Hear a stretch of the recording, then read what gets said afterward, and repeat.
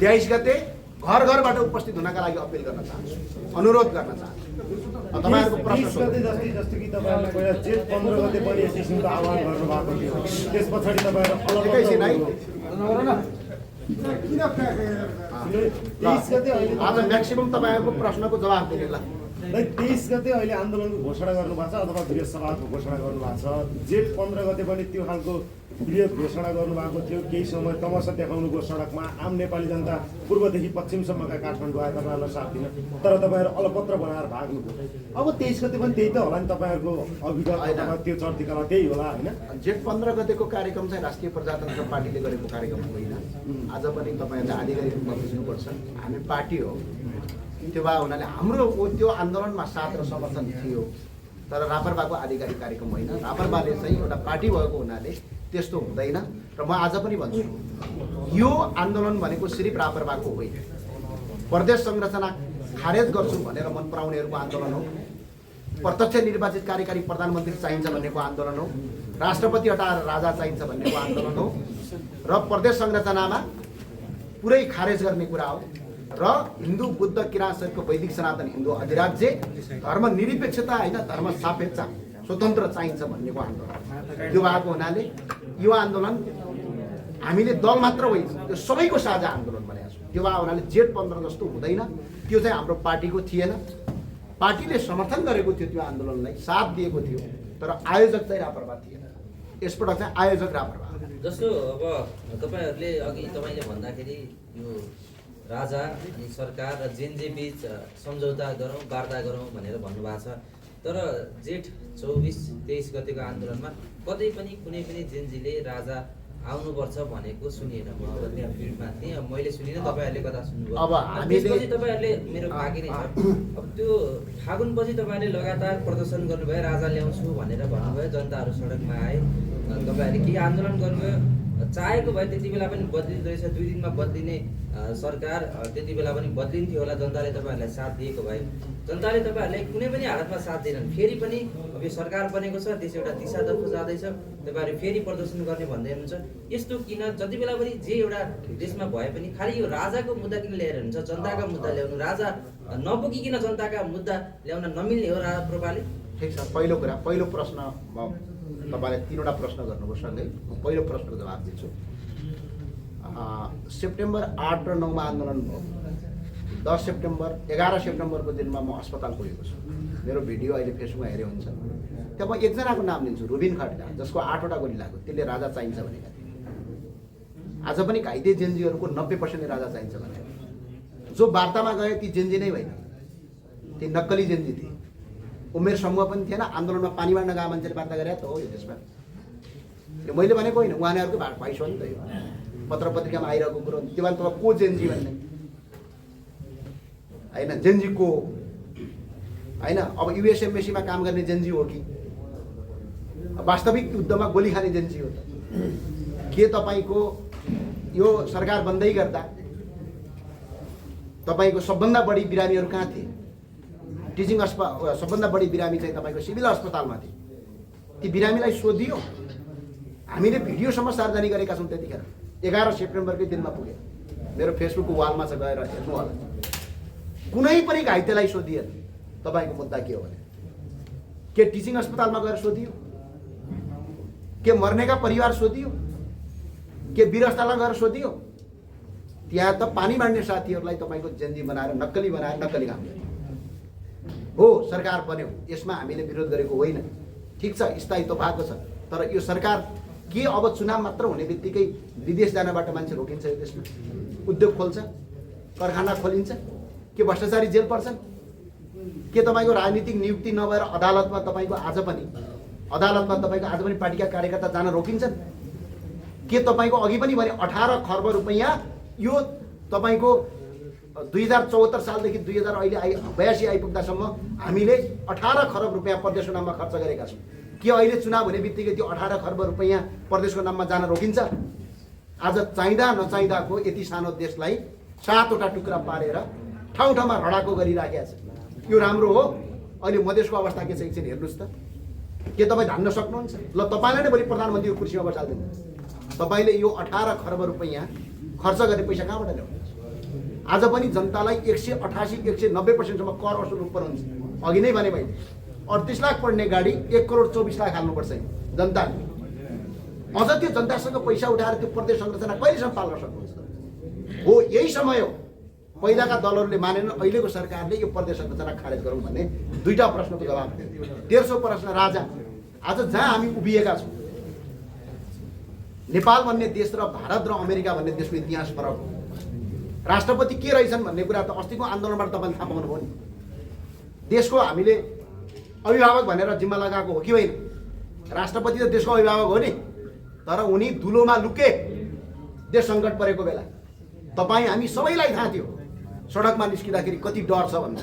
राष्ट्रपति आफै दुलोमा लुके।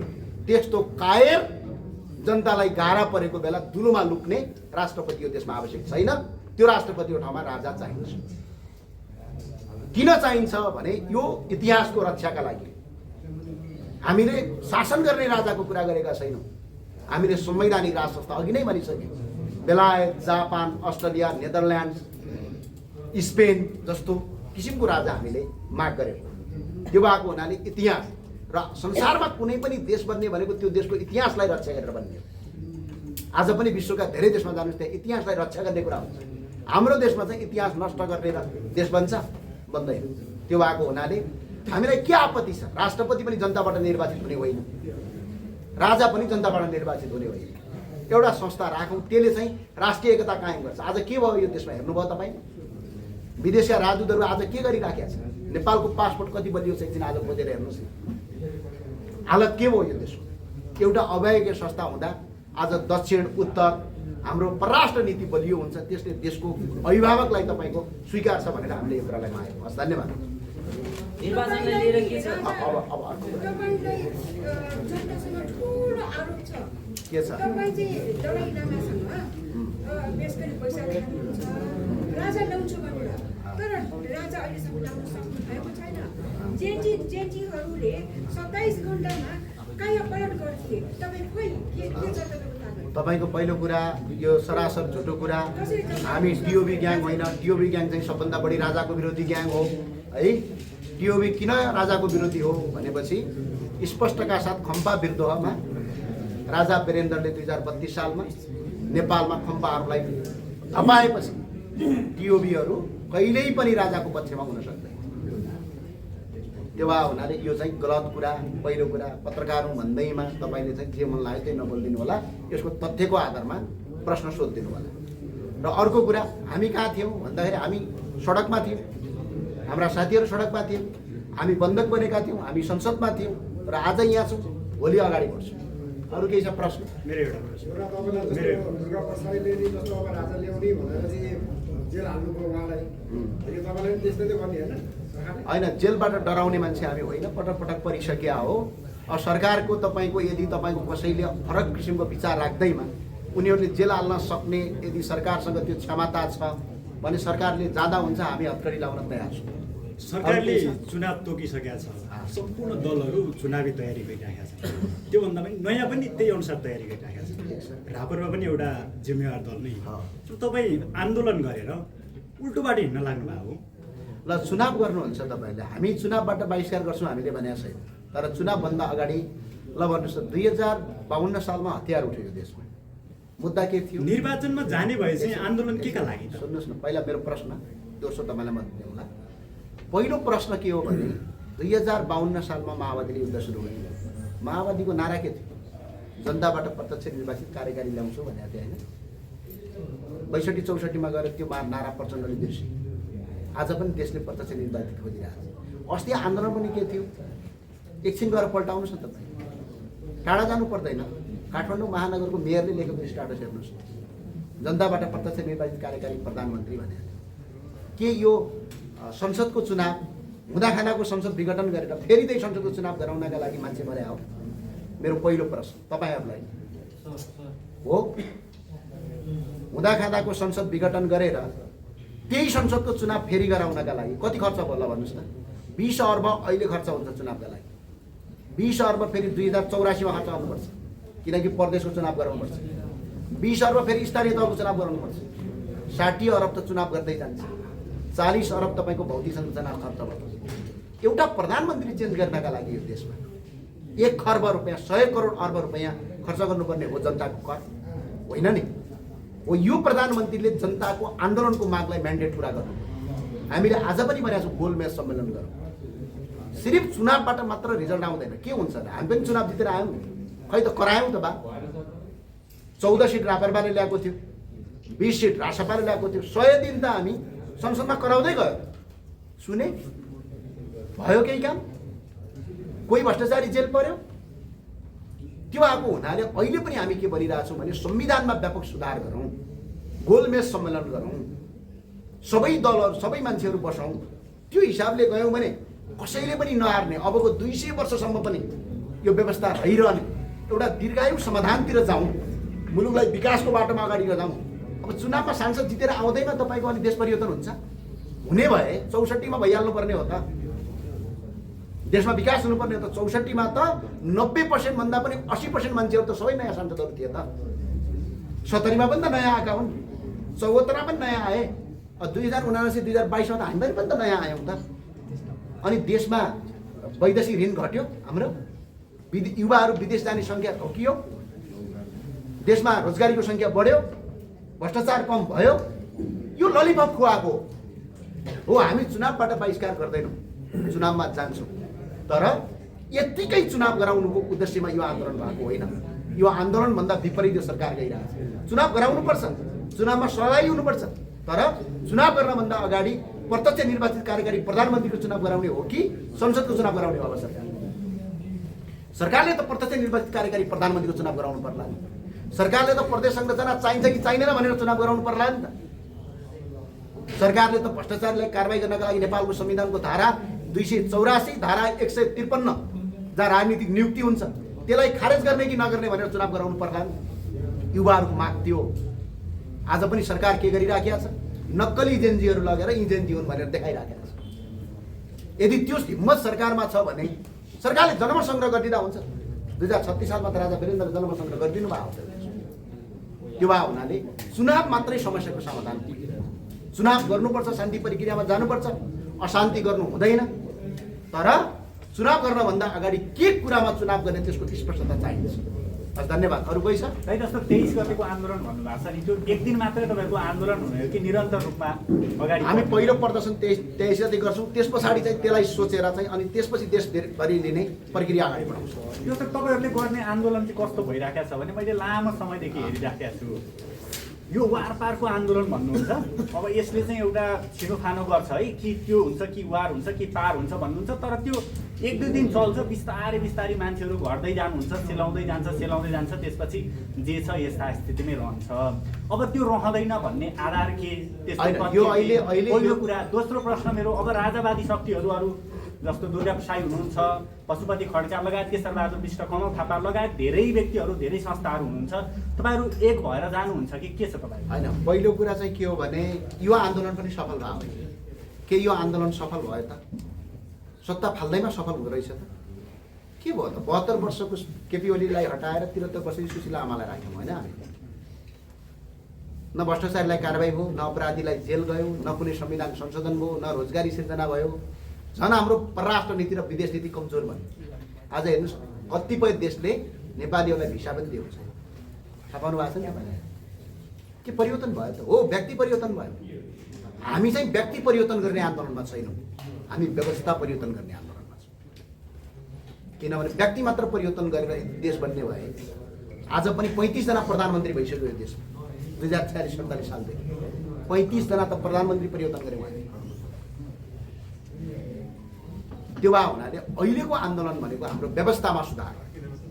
हामी अहिले के चाहन्छौँ भने नेतृत्व पनि परिवर्तन होस्, व्यक्ति पनि परिवर्तन होस्, तर संविधान पनि संशोधन होस्। यही संविधान अन्तर्गत चुनाव गरेर सांसद त भइएला, चुनाव त जितिएला, चुनाव जितेर साथीहरू पनि आउनु होला।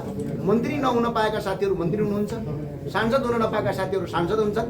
तर देशले न वैदेशिक ऋण रोकिने हो, न युवा विदेश जानबाट रोकिने हो, न तपाईँको भ्रष्टाचारी जेल पर्ने हो। जिउको त्यो हुन्छ। त्यो भए हुनाले व्यवस्थामा सुधार गरेर चुनावमा जानुपर्ने र यो आन्दोलन अब रह्यो सबैको सामूहिक। यो सबैलाई हामीले भनेका छौँ आयोजक रापरपा हो, तर यो आन्दोलनमा सबै मान्छेहरू सहभागी हुन पाउनुहुन्छ। सबै आउन सक्नुहुन्छ। हामी सबैलाई स्पेस दिएर अगाडि बढ्छौँ। जस्तो कमल थापा, किशोरबहादुर विष्ट लगायतहरूसँग तपाईँको आन्दोलनको विषयमा चाहिँ छलफल भएको होइन, आन्दोलनमा यहीँबाट पब्लिक आह्वान गऱ्यौँ त, ल आउनुहोस् हजुर, तपाईँहरूलाई स्वागत छ। हाम्रो एजेन्डा मिलेर मिलेर जाउँ एउटा। हामीहरूको यो एजेन्डा मिल्दाखेरि हामीलाई यो एजेन्डामा ठिक छ, यो एजेन्डामा हामी जान्छौँ भनेर यदि अहिले कोही गणतन्त्र मानेको दलले आजबाट यो कुरा छोडेर आउँछु भने उसलाई पनि हामीले स्वागत गर्नुपर्छ। उहाँहरूको सँगसँगै यो के फरक पर्छ राजनीति? जस्तो अन्तिममा एउटा प्रश्न, जस्तो यति बेला पार्टी एकीकरणदेखि लिएर ध्रुवीकरण अनेक कुराहरू भइरहेछन्, तपाईँहरू पनि दर्जनौको सङ्ख्यामा एउटै विचार मिल्ने, उद्देश्य मिल्ने दलहरू, सङ्गठनहरू, व्यक्तिहरू हुनुहुन्छ। तपाईँहरू एक हुनुहुन्छ कि हुनुहुन्न? जनताले त्यो पनि हेरिराखेका छन्, यसलाई अलिकति स्पष्ट हामी यसमा एकै छौँ र राष्ट्रिय प्रजातन्त्र पार्टीको यहाँभन्दा अगाडिको कार्य सम्पादनको बैठकले हाम्रा पार्टीका उपवरिष्ठ उपाध्यक्षहरूको नेतृत्वमा यो टिमहरू गठन गर्ने र यसलाई सहकारी गर्ने भन्ने अगाडि बढेको छ। र अर्को एउटा कुरो चाहिँ स्पष्टका साथ के हो भने आज पनि भन्छु, चुनावमा सिट सङ्ख्या ल्याउनका लागि मात्रै यो देशमा परिवर्तन खोज्या हो कि रोजगारी सिर्जना गर्न, भ्रष्टाचारीलाई कारबाही गर्न, सुशासन कायम गर्न गरे हो? यो प्रश्न सोधिदिनु पर्यो। सिर्फ चुनावमा सिट मात्र ल्याएर मन्त्री मात्र खानका लागि गरे हो कि जस्तो छ अहिले बजारमा। एउटा अर्कोसँग मिल्यो, अर्को अर्कोसँग मिल्यो, सिर्फ सिट सङ्ख्याका लागि, तर देशको विकासका लागि के परिवर्तन भयो त? हामीले नबनाएको हो त? नयाँ मान्छेलाई गृहमन्त्री नबनाइदिया हो त यो देशमा? बना हो त? नयाँ मान्छेमा प्रधानमन्त्री नबन्या हो त? बन्या हो त? त्यही भए हुनाले म भन्छु युवाहरू आउनु पर्यो, तर नेतृत्व परिवर्तनसँगै संविधान पनि संशोधन हुनु पर्यो। म अहिले पनि अपिल गर्छु, नेतृत्व परिवर्तनसँगै संविधान संशोधन। हामीले 8वटा बुँदाहरू राखेका छौँ, त्यो 8वटा बुँदामा संविधान संशोधनमा जसको समर्थन छ सब एकजुट बनाऊ, राष्ट्रिय एजेन्डामा आउन अपिल पनि गर्छु। धन्यवाद। एउटा अन्तिम प्रश्न, जस्तो कि तपाईँहरू जस्तै राज संस्था पुनर्स्थापना गर्नुपर्छ भन्ने एक जमात चाहिँ राजा चाहिँ झापामा घाम तापेर बस्ने, राजावादी 2-4 जना सडकमा उफ्रेर कहिले राजा फर्किन्छन् भन्ने जस्तो अभिव्यक्ति दिन्छन्। तपाईँहरू यता चाहिँ विद्रोह गर्छौ 23 गते भन्दै हुनुहुन्छ। राजासँग तपाईँहरूको केही सहकारी भएको हो? होइन, यसो राजा सबको साझा हो, राजा रापरबाको मात्र हुन् भनेर कसैले पनि नसोच्नु। हामीले राजाको मुद्दा उठाइदिएको हो। राजा सबैको साझा हुन्, राजा सबैको साझा हुन्। त्यो आएको हुनाले राजा काङ्ग्रेसको पनि राजा हुन्, माओवादीको पनि राजा हुन्, अहिलेका जेनजीको पनि राजा हुन्। मान्दिनँ भन्नेको मान्छे पनि को पनि राजा हुन्, किन राजा अभिभावक र आज नेपाल भन्ने देश जहाँ हामी बसेका छौँ। म जुम्लाको मान्छे, पश्चिमको दार्चुलाको टिङ्कर भन्ज्याङ भन्दा उता लिपुलेक लिम्पियाधुरा उता भन्दा र पूर्वको मेची महाकाली सम्मको आजको जति भूभाग छ यो जनता र राज संस्था मिलेर बनाएको त्यो इतिहास हो। आज हरेक नेपालीको पहिचानसँग राज संस्था जोडिएको हो। तपाईँले राजा मान्नु नमान्नु तपाईँहरूको कुरा, तर इतिहास त हो नि। त्यो इतिहासलाई संरक्षण गरौँ। त्यो इतिहास सबको साझा हो भन्दाखेरि राजाले आएर आन्दोलन गर्ने होइन। राजाले आन्दोलन गर्ने भए त मैले भनेको होइन, यो बाबुराम भट्टराईलाई मध्यनजर गर्ने भने त्यही दिन राजाले ह्यान्डओभर गर्नु, रक्तवादबाट आउँदैन त भनेर राजाले भनिसक्नु। त्यो बाबुराम भट्टराईको कुरालाई यदि मध्यनजर बान्ने हो भने त्यो भएको हुनाले राजा सबको साझा हो। त्यो राजाप्रति हामीले चाहिँ व्यक्तिगत कटाक्ष गर्नुपर्ने आवश्यकता छैन। हामीलाई व्यक्तिभन्दा पनि संस्था चाहियो। हस्, धन्यवाद।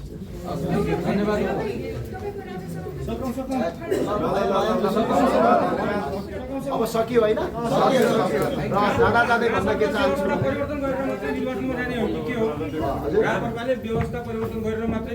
हामी अहिलेको सरकारलाई के भन्छु भने यत्रो मान्छे मरेको छ, यत्रो भौतिक संस्था ध्वस्त भयो, सत्ता परिवर्तन भयो, सिर्फ 84 को चुनाव 82 मा गर्नलाई गरे होइन।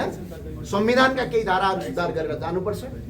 प्रत्यक्ष निर्वाचित कार्यकारी प्रधानमन्त्रीमा जान पर्यो। प्रदेश संरचना खारेज गर्ने मुद्दामा जान पर्यो। हिन्दू राष्ट्र, हिन्दू बुद्ध किराँत सहितको वैदिक सनातन हिन्दू अधिराज्य चाहियो। यदि त्यो छैन भने सरकारले जन्म सङ्ग्रहको मुद्दा लिएर गएको छ र राष्ट्रपति हटाएर राजाका लागि हामीले गरेका छौँ।